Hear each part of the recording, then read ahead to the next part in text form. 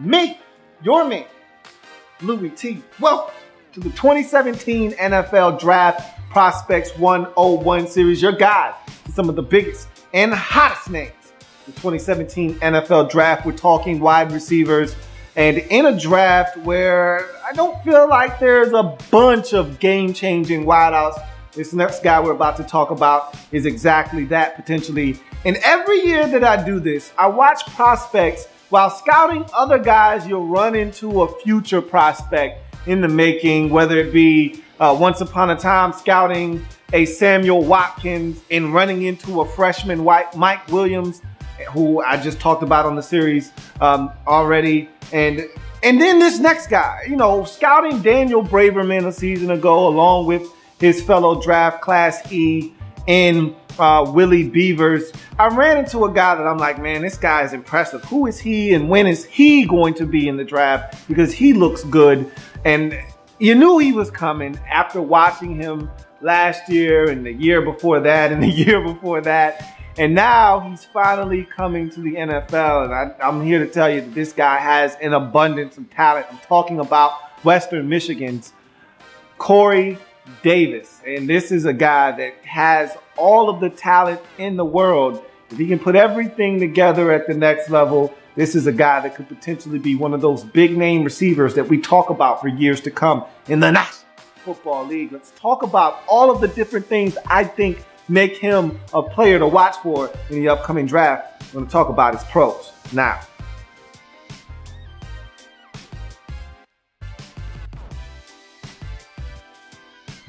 Standing at 6'3", 209 pounds, Corey Davis's first pro is his size. And this is legit NFL, big-time wide receiver size. Anytime you start talking 6'2" or better, that's a guy that's going to pose a physical mismatch in the receiving game every single day of the week. If this guy can go up and get the football, if this guy can make plays using his frame, if he can go up and make plays away from his body with natural hands ability, he's going to be a problem and a mismatch in the NFL. And Corey Davis presents that matchup nightmare for opposing DBs. He did it in the MAC conference, and this is a guy that I think is going to be able to do the same at the next level. His size is a big attribute moving forward. Physicality and strength, I talk about the same thing with Mike Williams and how the two aren't the same. Physicality is how you play the game, not necessarily because you're big, you are a guy that plays with physicality. I talked about the smaller receivers around the league that play with a level of physicality. Jarvis Landry plays with physicality, though he is shy of 6 feet tall.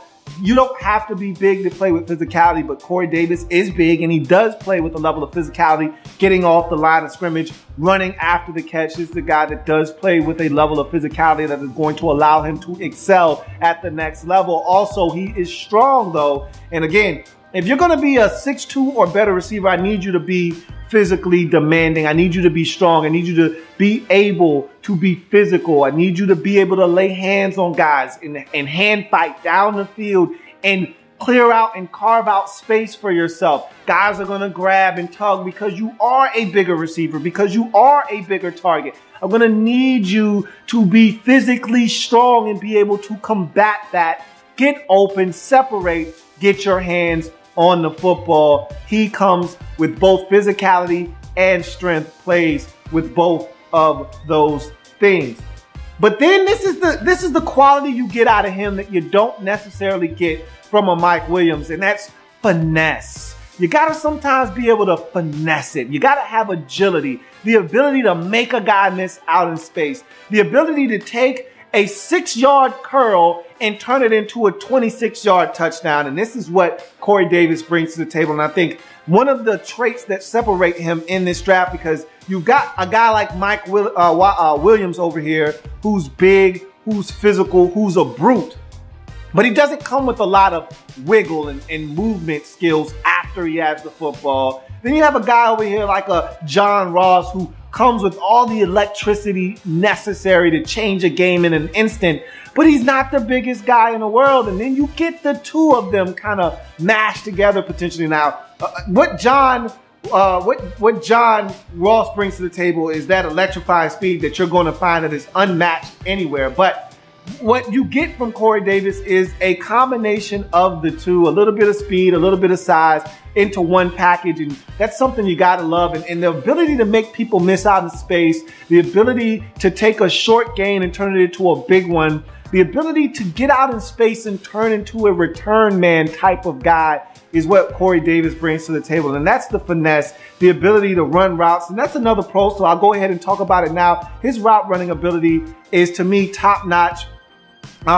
He's a guy that I think is a better route runner than Mike Williams, a better route runner than that of John Ross. So when you're talking about the top receivers in this draft, if this is a guy that can run, and that's one of the things we're waiting on with him, and we'll talk about that a little bit later on, but if he can run, to me, you're probably getting the best of both worlds, the best all-around package in Corey Davis because of his ability to make guys miss out of space, because of his ability to be physical, because of his size, because of all of the things you get in one package. This is a guy, and his ability to run routes. John Ross is still raw in running routes. And Mike Williams isn't the greatest route runner, but doesn't have to be because he's 6'4", 218 and can use that as his way of separating. With Corey Davis, you get that route running ability. You get the ability to break a guy off at the stem of a route, come back and separate and go get the football. And so this is a guy that I think has a lot of traits that have some teams really salivating over, but they want to see it in person. And we'll talk about that a little bit later on. Large catch radius, okay? With Mike Williams, you got a guy with a large catch radius. Again, I love bigger receivers because they give your quarterback the ability to be wrong but still be right. The quarterback has a larger margin of error when the receiver is big and have long arms. This guy has 33-inch arms. So in addition to being 6'3", he's got 33-inch arms. So that means his catch radius is large. He can extend for the football. If he jumps, he's got even bigger range to go and get the football. So large catch radius equals more opportunities for him to come down with the football and not the opposition. Good hands. And I've told you what my scale is in terms of hands. If you don't fall into one of these three categories, then you, my friend, can't catch. You either have solid hands, which to me means you're okay, you're not the greatest. There are going to be a number of drops, some that really frustrate you, but again, you're good enough to get the job done. Then there's good hands. You've got really good hands. You're a natural hands catcher. You're a guy that I think I can trust to throw the football to on 3rd and 7, probably 85 to 90% of the time, and know you're going to come down with it if it's within your grasp. And then there's great hands, and that's the guys who just simply don't drop the football very often. When they do, you're very surprised because it does not happen on very many occasions. Those are the guys that are natural hand catchers. They make it look easy. They don't think twice about it. It's something that just comes naturally to them. He's got good hands, okay? But I'm gonna tell you this, there were some drops. We'll talk about those later, but he is a natural hands catcher. For every drop, you get a phenomenal catch. We all know about the one-handed catch where he stretches back. We've seen this guy make extravagant catches, one against Ball State where he goes and the defender's not looking and he leaps up and takes the football off of his helmet, puts his nut sack on his helmet, ball fragment all over his head. He's that kind of receiver that can make those types of catches. So for every drop, you get a phenomenal catch that is just breathtaking with this guy. So he does have good hands. Formational flexibility is the next pro. And again, this is something, and I'm going to be comparing these receivers quite often because, like I said, not a bunch of these guys in this draft. So you want to start talking about all of them that have a chance to come off the board first because we don't know which one of these guys is going to be the first receiver taken in this draft. So you kind of want to compare and contrast them with one another. And when you're talking Mike Williams, this is a guy that doesn't have a lot of formational flexibility. He's either going to be on the left side, split out wide, or on the right side, split out wide, okay? He's not going to be in the slot, whereas with a guy like Corey Davis, he lined up in the slot at Western Michigan. So he is a guy that can go X, Y, Z in any position and line up and get the job done. So there's formational flexibility there with Corey Davis. Also, he's a rackster. And I talked about this earlier and I want to elaborate on it real quick. This is a guy that out in space is a terror, okay? He can make guys miss.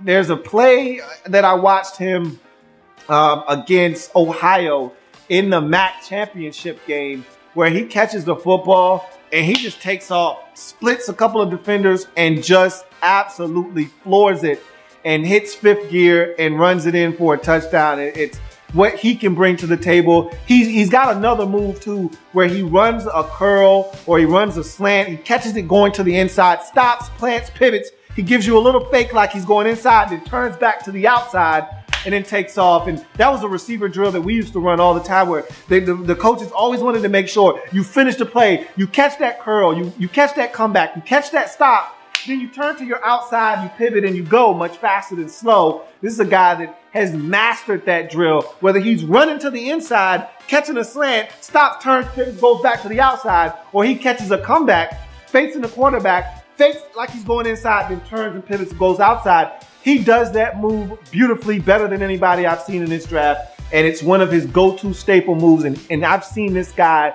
win just strictly off of that move and win big at that.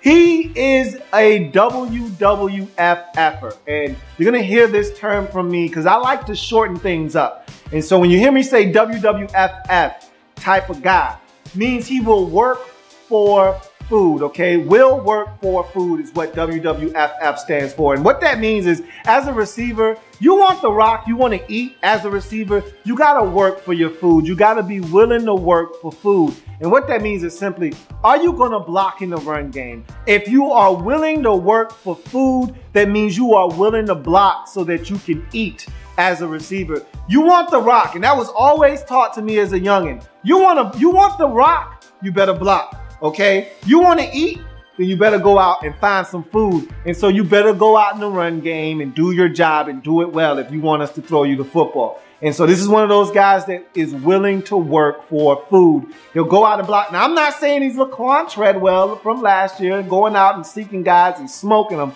but he does his job and he does it well enough to help aid the run game. If a run comes to his side, he is more than capable of going up and stop blocking a guy and getting him out of the picture enough to the point where he's able to allow his running back to get to that last level and maybe break a big one. So he's willing to work for food. WWFF is Corey Davis. Durability.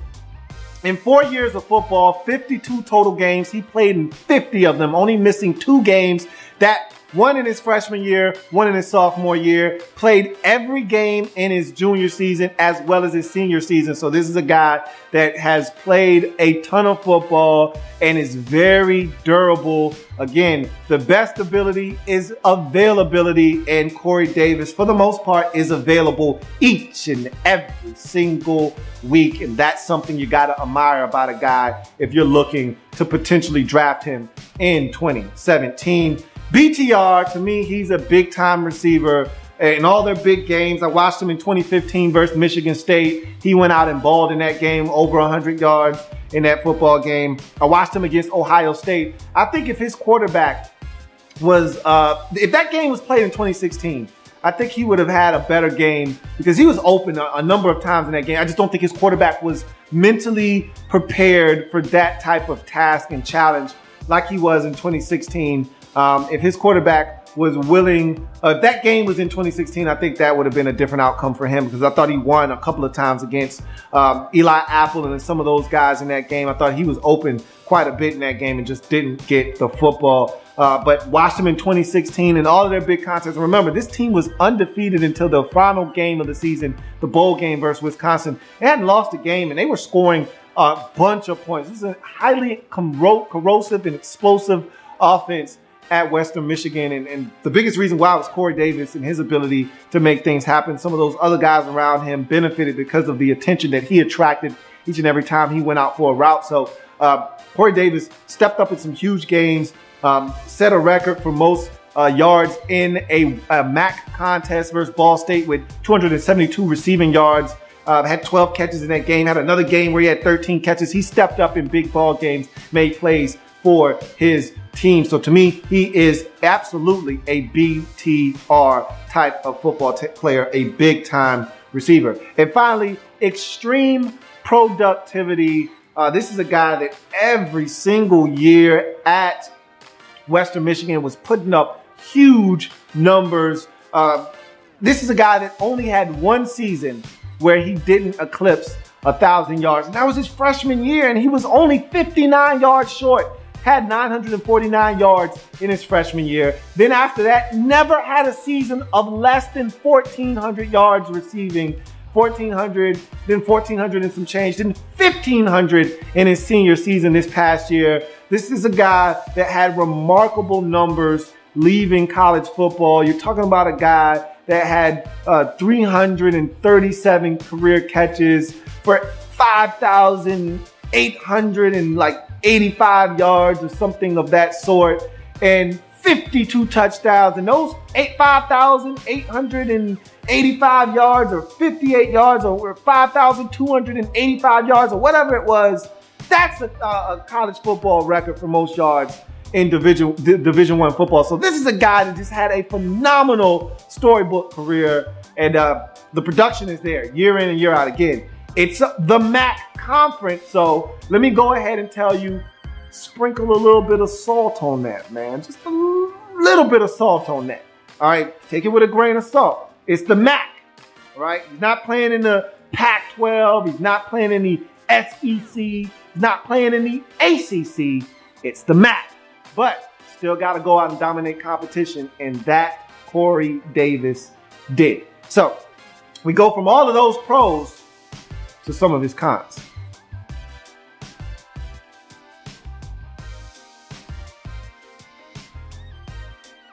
So let me reinforce that there's been no combine for Corey Davis. There's been no pro day for Corey Davis. Both of those events have passed without him performing. So now the question begs, are teams going to see this man before the draft? There was an initial report that he was going to work out at the pro day. Well, he did not work out at the pro day. He sustained an ankle injury while training for the combine, so he missed the combine. So everyone thought, the prevailing thought was, oh, well, he'll just show up and work at his pro day. Pro day comes and goes, no Corey Davis. So now the question is he going to set out a private workout for teams? Is he going to put together one little private pro day for everyone to show up at a day before the draft? We're getting ever so close to the 2017 NFL draft. There was a report out there saying that he wasn't going to work out at all before the draft. That can't sit well with some teams that have questions. And so I really gotta know, okay? What is your speed and what's your health at this point? I think that's a con in itself. And it's not something that lingers, because I think this guy can run. Now, I just told you there was a game, MAC championship game versus Ohio, where he catches a post over the middle of the field, probably about 18 yards or so, and absolutely flashes a burst of speed as he runs by a couple of defenders from Ohio. Now, again, I just said Ohio, not Ohio State, Ohio. So the question is, how fast are these guys really? How fast is a corner at Ball State? How fast is that safety at Idaho? I don't know. How fast is that corner at Toledo? I don't know if these guys are NFL caliber athletes, so I can't really measure how fast he is by watching him on tape, because I don't know the level of athletes he's playing against. So that's why everyone has a question as to how, because I think I can see speed on tape, but you just can't be sure, because we don't know how fast those guys he's making look slow really are running. So we don't know what we're seeing. So how fast are you? We don't know the answer to that. So because we don't, that's a con right now. And how healthy are you? If you're going to miss the combine because of this ankle injury, and you weren't able to work out at your pro day because of the same ankle injury, how healthy are you? Is that ankle okay? Is there a real problem here that we don't know about, that you're not disclosing?